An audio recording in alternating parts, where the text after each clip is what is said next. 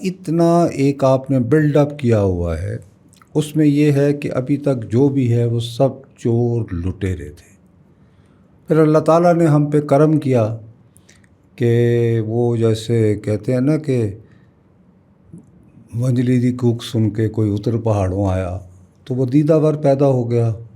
ہماری نرگس ایکٹریس نہیں وہ تو رو رہی تھی ہزاروں سالوں سے، تو ہمیں دیدہ ور کی صورت ایک کیرزمیٹک فاسٹ بالر مل گئے، جنہوں نے پھر کینسر ہسپتال بنایا اپنی والدہ کے لیے، اور بندہ ایماندار ہے۔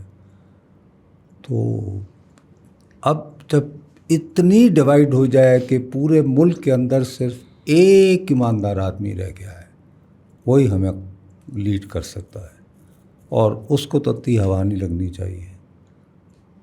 تو پھر اس میں یعنی باقی لوگ کہاں جائیں؟ پھر تو یہی ہے کہ کوئی ایسا سسٹم کریں۔ ہمارے ہاں ہم یعنی کہ ماشاءاللہ مسلمان لوگ ہیں، ویسے بھی وہ ریاست مدینہ بنانے کا دعویٰ کرتے ہیں، تو انہیں خلیفہ ڈکلیئر کر دیا جائے۔